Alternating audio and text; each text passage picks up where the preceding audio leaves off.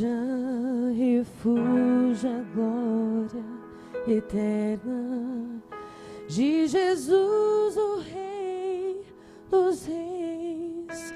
Breve os reinos deste mundo ouvirão as suas leis e os sinais da sua vinda, mas se mostram cada vez.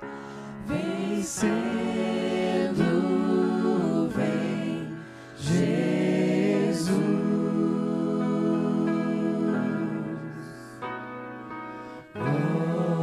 Glória, glória, aleluia.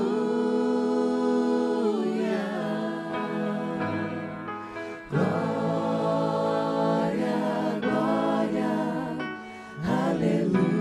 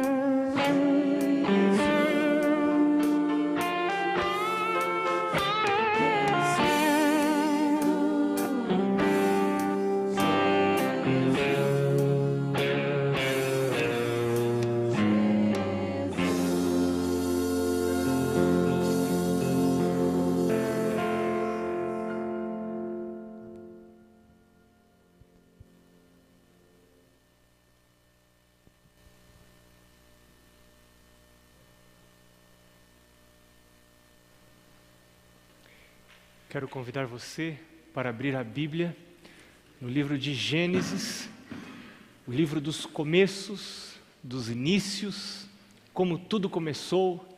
Gênesis capítulo 2. Nós vamos ler os versos 8 e 24. Gênesis capítulo 2, versos 8 e 24. Enquanto você abre a Bíblia, eu também quero convidar você para orar. Nós precisamos orar antes de estudar a Bíblia. Nós não podemos compreender coisas espirituais sem auxílio sobrenatural. Então vamos curvar a cabeça e vamos orar a Deus. Senhor Deus, nós te agradecemos, porque a Bíblia nos revela que o Senhor é o nosso Criador. O Senhor nos formou, nos fez como filhos teus, nos fez homem e mulher, nos criou à sua imagem. Podemos ser seres pensantes, seres livres, com capacidade para decidir te adorar ou não. Mas estamos hoje na tua casa, Senhor, porque decidimos buscar ao Senhor, decidimos que precisamos das suas bênçãos, da nossa vida, na nossa casa, para a criação dos nossos filhos, para a manutenção do nosso casamento. Senhor, nós convidamos o Filho, Senhor Jesus, para vir agora a este lugar nos abençoar, nos dirigir a mente para as verdades que nós precisamos compreender. Fica aqui conosco, nós rogamos em nome do Senhor Jesus. Amém. Gênesis capítulo 2, versos 18 a 24. Diz assim a palavra de Deus: Depois o Senhor disse: Não é bom que o homem viva sozinho.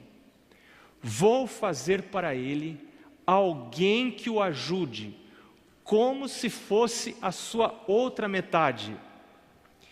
É por isso que o homem deixa o seu pai e a sua mãe, para se unir à sua mulher, e os dois serão uma só carne. Aquela outra tradução diz assim: por isso deixa o homem pai e mãe, e se une à sua mulher, e serão os dois uma só carne. Veja a sequência. Veja como o processo de independência está ligado a uma nova união, e aí está envolvida a sexualidade. Nós vamos conversar sobre esses assuntos hoje. Nós vimos no sábado que Deus nos criou para relacionamentos. Deus tem prazer em relacionar-se com as suas criaturas. O relacionamento com Deus não deveria ser um dever, deveria ser um prazer. Deus tem prazer em se relacionar conosco. As coisas com Deus não devem ser feitas por dever. Esses dias eu li num livro uma coisa muito interessante. O autor, para ilustrar uma verdade, ele disse: imagine se um amigo seu chega para você e diz: amigo, eu estou indo no enterro do meu pai. O que você acha? Me dá um conselho. Você acha que eu deveria chorar ou não?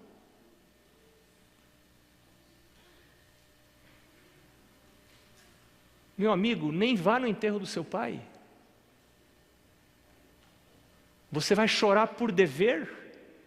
Não, eu acho que o certo é chorar. Então, vamos ao choro. Como é que se chora? Me ensine a chorar. Não é assim. Então, será que é certo ter comunhão com Deus? Mas não é só por dever. Deus nos criou para ter prazer da relação. Ele sente prazer nisto. Mas se você atentar para o relato aqui do Gênesis, você vai ver que Deus primeiro criou o homem. E o homem sentiu falta de uma companhia que lhe fosse semelhante. Como o cavalo tinha, como o cachorro tinha, como os animais tinham companhias semelhantes. O homem era só ele. Veja, Deus amava o homem, queria ter relacionamento com o homem, mas Deus abriu mão desse egoísmo de ter o homem só para si e disse: vou dar um presente para você. Fecha os olhos, Adão, deita, eu vou tirar uma costela de você e eu vou fazer uma coisa maravilhosa para você. Esse processo do Pai, do Senhor Jesus, que fez isso em nome do Pai, deve ser imitado pelos pais. Nós, pais, temos que patrocinar esse processo de individuação, em que os filhos saem de casa e se unem a uma outra pessoa, e cortam um pouco a relação que tinham com os pais, e diminui a intimidade que tinha dos pais. Precisa haver uma forte dose de altruísmo para os pais não ficarem boicotando os filhos nesse processo que os especialistas chamam de processo de individuação. E esse processo, o filho se desliga dos pais e já se une a uma outra pessoa. E você já vê aqui isso no verso 24. Deus disse, aliás, a Bíblia diz: deixa o homem pai e mãe. Primeiro deixa pai e mãe, depois se une com a sua mulher. É uma união formal, precisa ali ter uma cerimônia, um ritual. É muito importante ter esse ritual que marque o desligamento dos pais e a união com uma nova pessoa, e só então vai ter relação sexual. Esta é a ordem. Quando você inverte essa ordem, você vai ter problemas. Tem pessoas que começam pela relação sexual, depois deixa pai e mãe, e daí se une a sua mulher, às vezes nem se une, tem relação sexual sem se unir a pessoa, sem ter a união formal, sem ter o ritual de passagem. E esse ritual é muito importante, e esse ritual, essa cerimônia deve acontecer na igreja, na presença de Deus, com a bênção de Deus. Deus primeiro abençoa, e depois você vai ter a relação sexual com a bênção de Deus. Para Deus, casamento, na Bíblia, casamento e relação sexual, as duas coisas são sinônimo.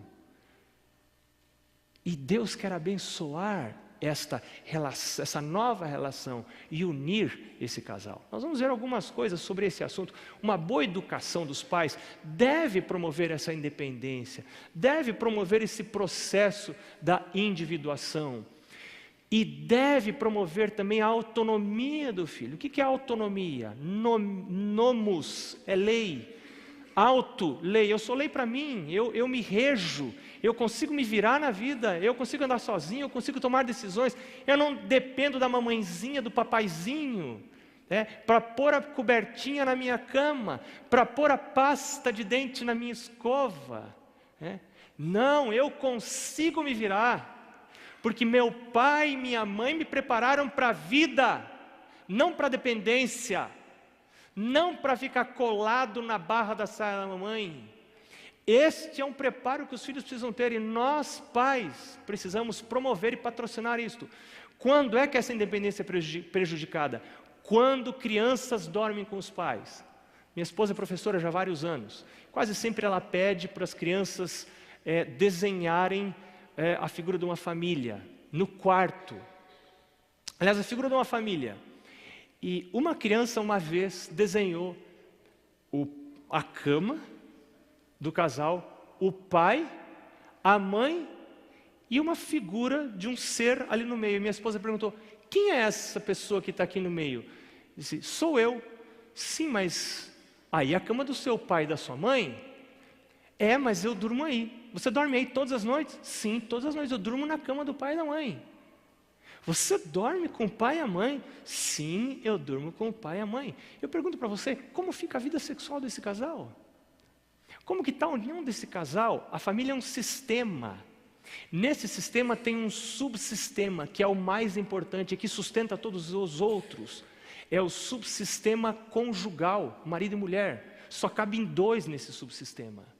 Ali estão marido e esposa, e ninguém mais pode entrar. Não pode ter criança no meio. Nenhum amor a filhos justifica uma criança estar na cama do pai e da mãe, nem no quarto. O quarto é o palácio desse casal, é o reino desse casal, e deve ser mantido separado do resto da casa. Então não pode criança estar ali, ela não pode pertencer a esses... Alguns filhos têm dificuldade de sair de casa, porque o que une o casal é o cuidado com o filho. E algumas vezes acontece que quando esse filho sai, o casamento acaba, porque a única coisa que mantinha o casal unido era o cuidado pelo filho. Escuta, nós casamos, nós criamos filhos para saírem, e nós vamos continuar sozinhos. Começamos a vida sozinhos e vamos continuar sozinhos. Hoje a minha esposa disse assim: meu bem, como vão ser nossas férias? Eu disse: olha, vão ser boas. Você já parou para pensar que vão ser as primeiras férias que nós vamos passar sozinhos? Nossas filhas vão viajar a trabalho, vão ter um trabalho de férias, e nós vamos estar sozinhos. Ela disse: que chato, né? Eu disse: não, senhora, que bom. Não que é ruim ter as filhas, mas eu disse para ela, nós vamos passar o resto da vida sozinhos. E está começando. É o início. E se nós não nos habituarmos a isso, nós vamos sofrer demais na famosa síndrome do ninho vazio. Os casais sofrem porque o casamento era mantido pela função de criar filhos. Não pode ser assim. Não pode ser assim. Precisa haver esse fortalecimento desse subsistema conjugal. Essa independência é prejudicada também quando os pais discutem a relação na presença dos filhos. Problemas do casal devem ser discutidos apenas entre o casal. Quando os filhos participam dessa discussão, você está trazendo os filhos para dentro do casamento, para dentro da relação conjugal, e eles não têm maturidade emocional para suportar essa tensão da solução dos problemas dos casais. E eles algumas vezes não conseguem sair de casa, porque sentem que fazem parte do subsistema conjugal. Tem filhos que estão casados com pais, ou com o pai ou com a mãe. Às vezes a filha está casada com o pai, e o filho está casado com a mãe, e precisa ficar ali. E essa família é uma confusão. Você já ouviu falar de família desestruturada? É que não tem estrutura. Qual é a estrutura de uma família? Pai e mãe, filhos. Pai e mãe, filhos. Quando é que a família está desestruturada? Quando a coisa está confusa. Tem filho agindo como pai, tem mãe agindo como filho, tem pai agindo como filho, tem filho. Não pode, cada coisa no seu lugar, desempenhando o seu papel. Quando os pais também não permitem que a criança assuma responsabilidades, essa independência é prejudicada. Alguns pais boicotam o trabalho doméstico. Eu já ouvi dizer de pais, de mães, que chamam a filha para secar a louça. Quando a filha termina de secar a louça, a mãe vai lá e seca tudo de novo. O que ela está fazendo? Estou desautorizando você, filha, você não faz nada que presta, então eu tenho que secar a louça tudo de novo, porque você não presta para a vida. E essa filha sai para a vida sem achar que presta para fazer alguma coisa, porque nem para secar a louça prestava. Então, se não secou direito, volta aqui, filha, pega a toalha, seca aqui de novo, olha, bonitinho, você vai secar. Lógico, eu tenho que educar, eu tenho que ensinar, mas não eu fazer depois do filho. Ah, você já viu falar de mães que descascam a laranja para o queridinho não cortar o dedinho? Já pensou se sair um sanguinho, pingar na toalhinha? Coitada dessa criatura que não consegue, sai para a vida sem saber descascar a laranja. Que tristeza. Não pode ir sozinho para a escola, porque pode ser sequestrado. Escuta, está perigoso? A vida está muito perigosa. Agora, nós temos que fazer uma escolha. Nós temos que preparar filhos para a vida. E preparar filhos para a vida é correr alguns riscos. Se nós não corremos alguns riscos de cortar um dedinho uma vez que outra, nós não criamos filhos para a vida. Nós não fazemos como Deus fez com Adão e Eva. Os libertou para irem para a vida, para viverem a vida de casal. Independência é prejudicada quando alguém faz uma pergunta para os filhos: como é o seu nome? E a mãe responde. Você já viu? Como é o seu nome? O pai responde. Mas escuta, essa criança não tem língua? Ela não sabe responder? Não deixam. Não deixam, alguém tem que responder na frente dela. Quando os pais tomam decisões triviais pelos filhos, você tem que deixar os filhos tomarem as decisões, aprenderem a raciocinar. Pai, que sorvete que eu escolho? É você que sabe. Pai, mas escolhe para mim. Não vou ser eu que vou tomar o sorvete. Não, pai, mas eu não consigo escolher. Então, a hora que você escolher, você come sorvete. A família vai tomando sorvete. Como que um pai vai escolher o sorvete para um filho? Uma mãe vai escolher uma roupa para uma filha? Lógico que às vezes a gente tem que pôr o dedo. Essa roupa não. Essa roupa está muito curta. Essa roupa, o decote não está bom. Essa roupa não está boa por isso. Lógico, a gente precisa falar. Quando os pais escolhem a profissão pelos filhos, a independência é prejudicada quando os pais resolvem os problemas relacionais dos filhos. Tem ali briguinhas entre amigos, vai lá a mamãe. Síndrome de galinha choca, já viu isso?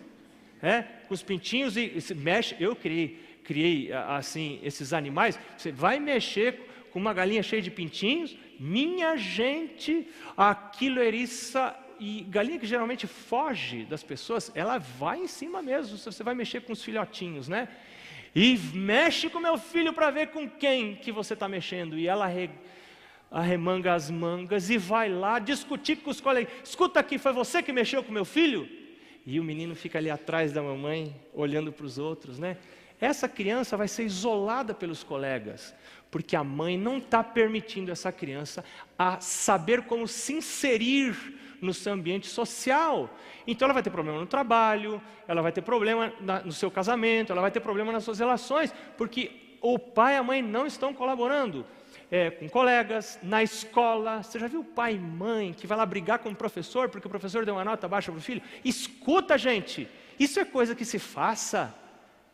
Depois, quando o seu filho estiver trabalhando, tiver emprego, você vai lá brigar com o chefe dele? Você vai estar desautorizando a autoridade do chefe, né? Porque o chefe não deu aumento para o seu filhinho, você vai lá já, gagazinho, velhinho lá, reclamar com o chefe do seu filho, porque ele não deu aumento de salário. Como que é a vida dessa criança? Ele tem que aprender a resolver seus problemas. Filho, conheça seu professor, descubra o fraco do seu professor, aprenda a se relacionar com tipos diferentes de pessoas. E não pode deixar o filho ficar esperando a sua proteção pela vida toda. Ele tem que aprender a viver. Alguns pais, por egoísmo, acabam boicotando as relações emocionais do filho. O filho casa, a filha casa. Você, olha lá, sua esposa não está passando bem suas roupas. Volta para a casa da mamãe, que a mamãe cuida bem de você, né? Então, boicotando o casamento dos filhos. Eu estou falando de coisas que já vi, né? Eu já vi casos de irmãs boicotarem o casamento do irmão. Escuta, aquela moça não cuida bem de você, ela não limpa a casa, ela não está passando bem suas roupas. Você tem que largar essa moça. E o rapaz largou e deixou para lá. Escuta, isso é motivo para largar uma relação, né? Bons pais, por outro lado, tornam-se gradativamente desnecessários. Eles se preparam para ficar sozinhos. Eles priorizam a relação do casal. A relação do casal tem que ter precedência, tem que ser fundamental, a principal. E aí você vê um exemplo negativo na história de Isaac e Rebeca. Que coisa triste que aconteceu naquela casa. O Isaac tomou partido de Esaú e a Rebeca tomou partido de Jacó. E o casal se partiu, cada um com um filho. Esse casal não estava mais unido. Esse era um lar desestruturado. Eu dou graças a Deus porque a Bíblia apresenta casos de lares estruturados. E nem por isso esse lar passou a ser contado como um lar de um patriarca, que foi a linhagem de Jesus. Mas era um lar desestruturado. Mas dali saiu Jacó. Quantos problemas teve Jacó? Porque imprudência dos seus pais, né? Um deu privilégios para um filho, o outro deu privilégios para o outro filho. A independência deve ser gradativa. Para isso, você precisa ter regras. E as regras devem ser tanto mais estritas, quanto mais nova for a criança. Se as regras forem muito frouxas, Quando chegar o período da adolescência, que você tem que afrouxar regras, você já não tem mais o que afrouxar. Então você dá a sensação para o filho de que você não afrouxa nada, você não negocia nada, ou você dá a sensação de que ele não é amado, porque nunca teve regras. Lá no livro de Hebreus, a Bíblia nos diz que o filho que não é disciplinado se considera a si mesmo um bastardo, um filho ilegítimo, porque o pai não o ama o suficiente para colocar limites, para colocar regras. Agora, essa independência não deve comprometer a sua integridade física, emocional ou espiritual. Se você pega um cachorrinho que foi criado a vida inteira dentro de um quintal e solta na rua, de um dia para o outro, o que vai acontecer? Ele vai morrer atropelado. Então, essa independência dos filhos, ela deve ser muito gradual. E só Deus pode dar para a gente sabedoria, discernimento para saber quando liberar e como liberar. E isso exige confiança. Você tem que dar confiança para o filho, mas junto com a confiança tem que vir a supervisão. Tem que estar supervisionando as coisas. Por outro lado, a desconfiança, ela desmoraliza. Ela produz uma baixa noção de valor próprio. Bom, bons pais planejam a independência financeira dos filhos. Vamos falar um pouquinho da independência financeira. Dão mesada, eles ensinam contabilidade, e ensinam a incluir a Deus na vida financeira. Filho, busquem ao Senhor em primeiro lugar. Filho, você ganhou um presentinho da sua avó? Um dinheirinho? Você já devolveu a parte de Deus? Filho, filha, 9 partes com Deus valem mais do que 10 partes sem Deus. Você já tem um plano de oferta, filho? Isso é muito importante. Ensina a incluir a Deus. Encorajam a poupança, né? Não dão reforço para a mesada. Você combinou uma mesada. Essa mesada deve ser usada para comprar coisas, a criança comprar coisas que você compraria para ela, se não desse a mesada. E se ela gastar em outras coisas, não deve haver reforço da mesada, porque na vida real não tem reforço de salário. E os pais não vão cobrir dívidas ou gastos que a criança faz que estão fora do orçamento. Isto é muito importante. E incentivam a procura de um emprego. O filho vai ganhar o seu dinheirinho, vai se depender do pai e da mãe. Não fique só dependente do pai e da mãe. Os bons pais também planejam a independência física dos filhos. Então, um filho, seja homem, seja mulher, tem que sair de casa com noções de cuidar da casa. Tem que saber limpar um banheiro, tem que saber passar aspirador, tem que saber lavar louça, tem que saber fazer uma comidinha, tem que saber cuidar da casa. Como que vai sair para a vida? Você não sabe quem que vai ser sua nora, você não sabe quem que vai ser seu genro, com que tipo de pessoa seu filho, sua filha vai casar. Ele tem que estar preparado para o que deve, tem que saber fazer pão, tem que saber passar roupa. Menino, menina. Então, isso é fundamental. Você está criando um filho para se dar bem na vida. Se é um menino e se casa com uma esposa que não passa roupa, não faz comida, e ele vai sentar e chorar. E você vai ficar com pena e vai se separar. Não, a esposa não faz, eu vou fazer. Qual é o problema? Não cai pedaço. Né? Noções de preparo de comida, noções de saúde, bons hábitos. E ali tem todas as orientações que Deus nos dá, né? Bom, bons pais também planejam a independência emocional dos filhos, ensinando os filhos a resolverem os seus próprios problemas, né? Ensinando a perdoar, ensinando, como diz a Bíblia, a amontoar brasas vivas sobre a cabeça das outras pessoas, devolvendo o mal que as pessoas fazem com o bem, ensinando a viver sem a presença física dos pais, né? Manda lá para a escola, tem mães que ficam lá na porta. Minha esposa é professora de 1ª série, então algumas crianças é a primeira vez que estão indo para a escola, tem mães que ficam ali na porta. Vai embora, mãe, deixa a criança lá. Mas ela vai chorar. Vai parar depois, deixa chorar. O choro faz bem, lubrifica os canais oculares ali. Deixa chorar, não morre, né? Vai para a igreja, leva lá para a classe das crianças pequenas. Mas ela não fica. Não é ela não fica. Você que quer que ela não fique para você ser importante, né? Eu sou uma mãe, olha, meu filho não fica sem mim. Isso dá assim um valor próprio para mim como mãe. Fica assim, filho, você vai ficar lá na escolinha, vai lá e fica, isso é importante. Vai para o acampamento dos desbravadores, vai comportar, ensine os filhos a dedicar umas férias na vida, pelo menos, para Deus, para o trabalho de Deus, o trabalho santo da comportagem, né? Vão para o internato, vão estudar, vão lá ficar longe dos pais, ver como é a vida longe dos pais. Isso é muito importante. Os pais também são mediadores de outras relações, relações com Deus, o Pai Pai do céu, relações com amigos, os pais vão mediando as amizades, traz os amigos para casa, faz pipocada, é aquela sujeirada, mas essa é a função dos pais. E agora, mediando a relação com um possível futuro cônjuge. Por falar em cônjuge, os pais são mediadores desse processo todo de casamento e namoro. Para isso, o pai e a mãe precisam estabelecer princípios. Como Deus. Deus disse, deixará o homem pai e mãe, se unirá à sua mulher e serão os dois uma só carne. Você quer ter sexo? Eu criei você para ter sexo. O sexo é uma coisa boa. Eu fiz, eu Deus. Não é invenção de Satanás. Sexo é invenção de Deus. E o prazer é invenção de Deus. O nosso Deus é Deus dos prazeres. Ele é criador dos verdadeiros prazeres. Agora, filho, é assim. Deixa pai e mãe. Você tem que ter condição de deixar pai e mãe e viver sozinho. Depois você se une à sua mulher, você vai ter que ter um ritual, uma cerimônia, um culto, que marque esse fim de um tipo de vida e o começo de uma nova vida. E agora você pode ter relação sexual. Que princípios? Princípios de compromisso. Princípio de ficar ou não ficar. Isso tem a ver com compromisso, né? O que você diz para os filhos? Os meninos, as meninas estão ficando por aí. E a gente não para pensar na consequência que isso vai ter para a vida futura dessas crianças, desses adolescentes, né? Como que vai ficar? O que é ficar? É ter envolvimento físico sem compromisso. Então você pode beijar, abraçar e fazer outras coisas mais, sem ter compromisso. Mas escuta, isso acaba se tornando uma segunda natureza. A pessoa acostuma a beijar sem ter compromisso e acostuma a troca de parceiros. E esse costume a pessoa leva para a vida, porque o cérebro se habitua à troca de parceiros sem ter compromisso para envolvimento físico. E então essa pessoa se casa e acha a vida de casados uma coisa horrível, muito monótona, porque ela se habituou a trocar de parceiros, a troca de parceiros. E nós pais não falamos nada, nós temos que dizer sim, filho, ficar é pecado. Porque você está usando mal o seu corpo. Se nós tivéssemos tempo, leríamos 1 Tessalonicenses capítulo 4, versos 4 a 8. Deus diz lá, eu digo isto. Deus diz lá, esta é a minha ordem. Cuide bem do seu corpo, não use mal o seu corpo que Deus lhe deu.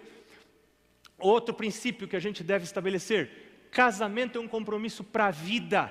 Não existe aos olhos de Deus casamento de teste. Vamos fazer um teste para ver se dá certo. Vamos morar um pouco junto. Não tem isso. Para Deus, compromisso vitalício do casamento. Novo casamento, e os filhos devem saber disso, novo casamento permitido apenas em caso de morte ou de adultério do outro cônjuge. Os pais ajudam a estabelecer princípios de namoro com propósito. Qual é o propósito do namoro?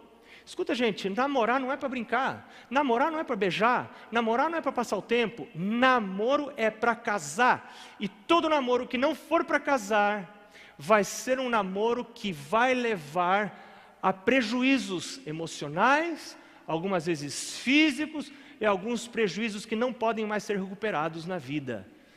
Alguns vão levar à gravidez indesejada, porque o propósito de Deus para a corte, para o namoro é casamento. Vida emocional não é brincadeira, não podemos brincar. Então os pais eu quero convidar você a ler a seção 3 do livro Lar Adventista. Ali tem tudo escrito como Deus pensa.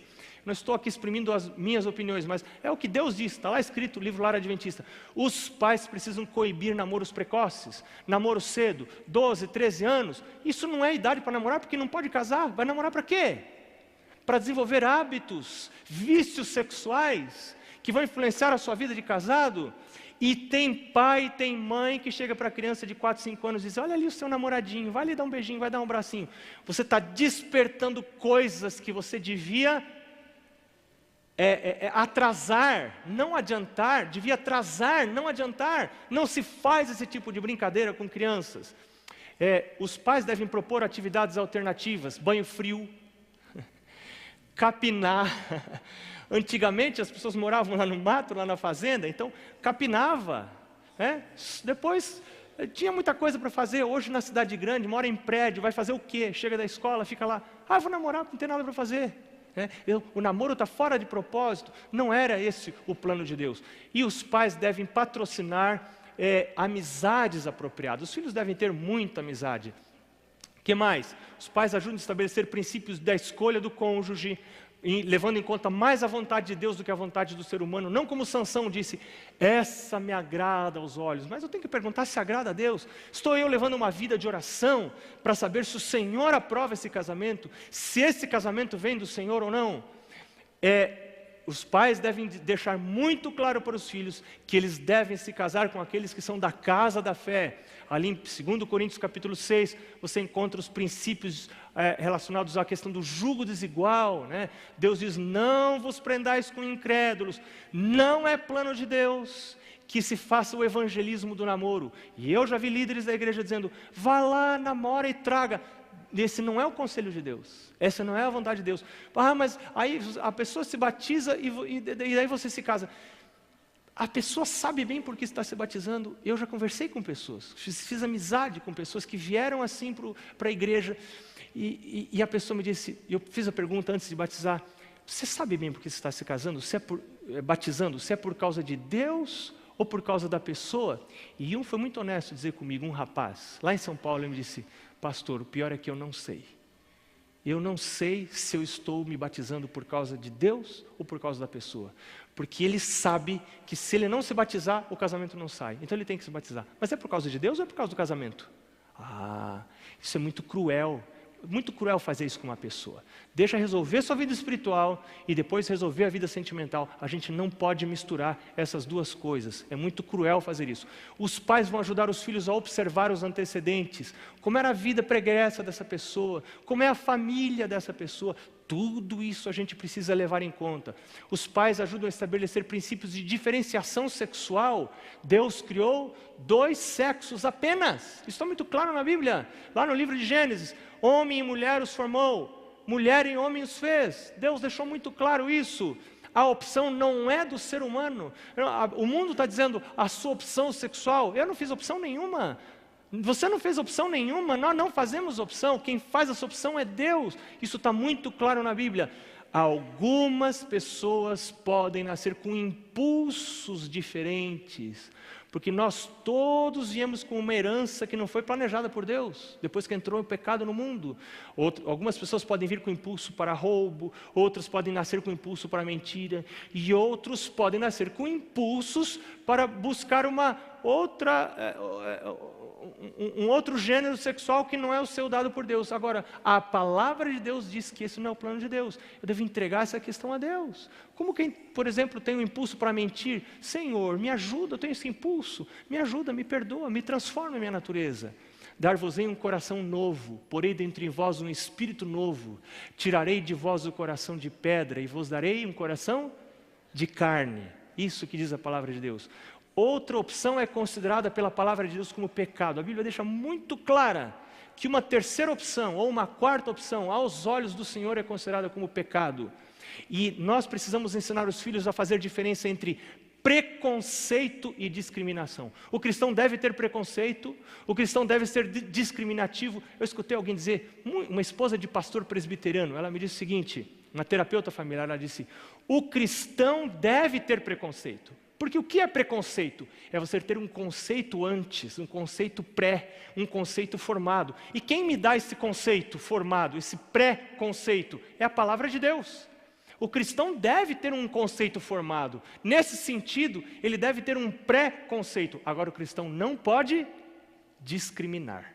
Isto não, fazer diferença. Todos são amados por Deus, todos são bem-vindos à igreja, todos são queridos do Senhor. Isso precisa ficar muito claro. Os pais ajudam a estabelecer princípios de intimidade física no namoro, né? Conversando com o casal, colocando regras, provendo um ambiente seguro, deixando muito claro que sexo é apenas após o casamento. Eu fui fazer uma semana de oração nos Estados Unidos um tempo atrás. E muito frio, 5 graus abaixo de zero. E quando chegamos na casa do pastor, voltando do culto, estava o carro da filha parado fora de casa, motor ligado e aquecedor ligado dentro do carro. Eu disse, mas por que sua filha não entrou em casa? Ele disse, porque nós temos um acordo, ela está com o namorado dentro do carro. E enquanto o pai e a mãe não estão em casa, ela e o namorado não entram em casa. E ela tomou essa decisão. Eu confio muito na minha filha, mas ela sabe que nós todos somos humanos, somos carne, somos suscetíveis a tentações. E ela tomou essa decisão. Eu achei aquilo tão bonito, né? Então, nós precisamos ajudar os filhos a colocar limites e a se precaverem, isto é, provendo um ambiente seguro. Os pais ajudam a estabelecer princípios de pureza sexual, de sexo com amor. Como que é pureza sexual? O que é um sexo puro? É sexo com amor, é entre duas pessoas de sexo oposto, pessoas casadas que têm um compromisso vitalício, e o sexo praticado dentro dos propósitos originais. Esse é um sexo puro, né? Deus, quando fez o ser humano, Ele fez tudo com um propósito. Ele fez orelha para ouvir, Ele fez boca para se alimentar e para falar, Ele fez nariz para cheirar. Você está entendendo o que eu estou falando? Está entendendo o que eu estou falando? Estou falando de sexualidade. Ele fez cabelo para proteger a cabeça. Você não respira com os olhos e você não se alimenta com o nariz. Sexo puro é um sexo que respeita os propósitos. Deus fez cada órgão sexual para um propósito. Cada órgão do corpo humano tem um propósito. Esse é o sexo puro, com essas 5 características. Bons pais libertam os filhos de legados e mandatos. Sabe, meu pai fez o meu casamento. Meu pai é pastor. E ele me falou várias coisas, eu não me lembro de quase nenhuma das que meu pai falou. Mas uma coisa eu me lembro bem. Do dia do casamento eu não lembro de nada. Mas antes do casamento, meu pai me chamou e me disse: filho, eu nasci num lar que não era cristão. Deus me alcançou através do Evangelho, eu aceitei Jesus, e o lar que eu formei com a sua mãe é um lar muito diferente do lar que eu tive. Então você, filho, já nasceu numa casa muito melhor do que a casa que eu tive quando eu era pequeno. Mas agora você vai casar. Você está diante de Deus na obrigação de ter um lar não igual ao lar do seu pai e da sua mãe. Você tem que ter um lar melhor. Se você tiver uma casa igual a do seu pai e da sua mãe, você não está cumprindo o propósito de Deus. Deus deu para você mais luz, mais oportunidades. Você tem que ter uma casa melhor. Com isso eu reconheço que meu pai me disse: filho, você não precisa me copiar. Você pode ser diferente. Você copia a Deus. Leia a revelação, leia a Bíblia e obedeça a Bíblia. Não obedeça o que seu pai fez. Leia o livro Lar Adventista e siga o que está escrito ali. Ali está o modelo de Deus para uma casa, para um casamento. O livro Orientação da Criança, ali está o modelo para a criação dos filhos. Deus espera que nós sigamos os padrões de cima, não os padrões de baixo. Meu irmão, minha irmã, eu quero deixar para você esse conselho da palavra de Deus. Salmo 37, versos 4 e 5. Diz assim a palavra de Deus: agrada-te do Senhor, e Ele satisfará aos desejos do teu coração. Você tem desejos no coração? O Senhor conhece os seus desejos. Se você se agradar do Senhor, andar com Ele, começar cada dia na presença dEle, Ele vai satisfazer os desejos do seu coração. E o segundo conselho é: entrega o teu caminho ao Senhor, confia nele e Ele tudo fará. A Eliane vai cantar agora, mas eu quero fazer um convite para as pessoas que estão aqui hoje, para os jovens, primeiro para os jovens que desejam entregar sua vida sentimental para Jesus. Não querem seguir o mundo, mas sentem que precisam de força do alto. Querem seguir os caminhos de Deus, de pureza, de santidade. E Jesus faz uma promessa para você hoje. Jesus diz para você hoje: filho, aos que me honram, honrarei. Se você viver uma vida de pureza, de santidade, eu vou honrar você, eu vou fazer você feliz. Agrada-te do Senhor e Ele satisfará os desejos do teu coração. Então eu quero convidar você para vir. Não só você que está aqui no auditório em Curitiba, mas aí na igreja, num outro auditório, vem à frente também. Venha você que é jovem dizer para Jesus: Jesus, eu preciso da tua ajuda, eu quero a tua bênção. Esqueça das pessoas que estão aqui, pense na bênção de Jesus. Eu quero convidar também os pais que querem vir aqui à frente orar pela vida sentimental dos seus filhos. Eu já estou aqui porque eu quero orar pelas minhas filhas, pela vida sentimental das minhas filhas. Tem uma filha que está namorando, quero orar pelo namoro dela. E quero orar também pelo meu casamento. Vem aqui orar pelo seu casamento. Venha cá. Eu quero convidar você, enquanto a Eliane canta.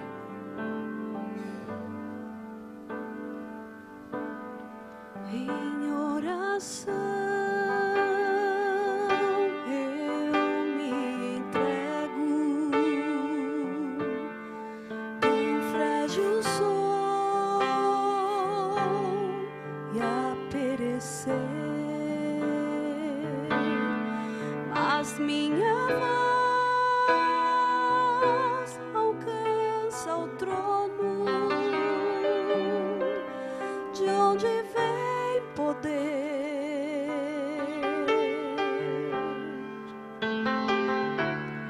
Em meu viver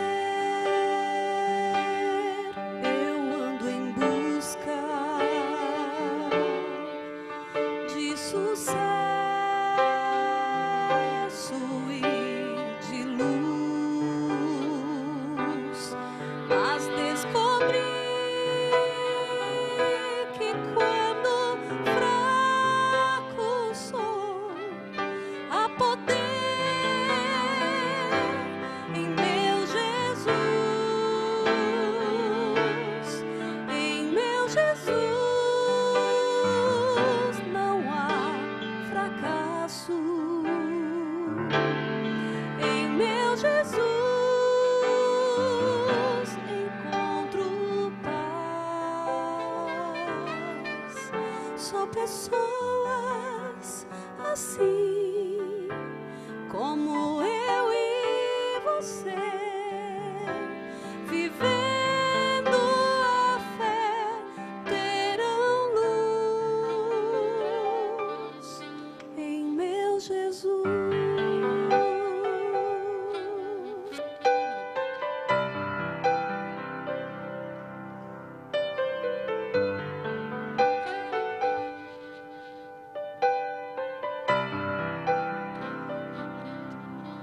Quando estou só e sem amparo, ninguém me vê na multidão. Eu oro a Deus que me auxilia e me estende a mão.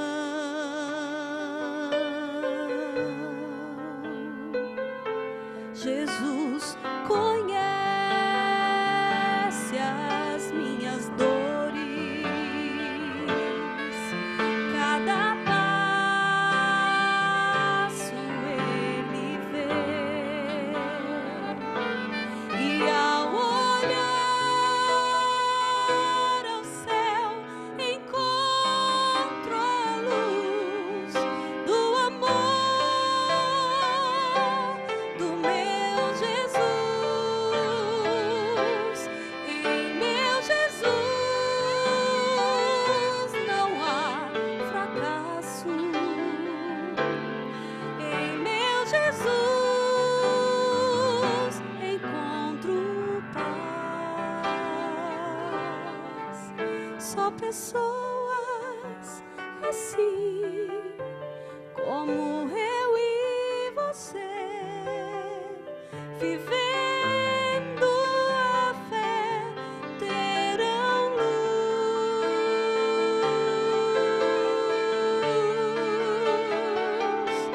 Em meu Jesus não há fracasso. Em meu Jesus encontro paz. Só pessoas assim como eu e você, vivendo a fé, terão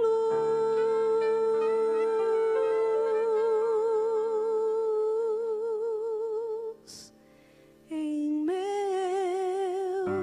Jesus.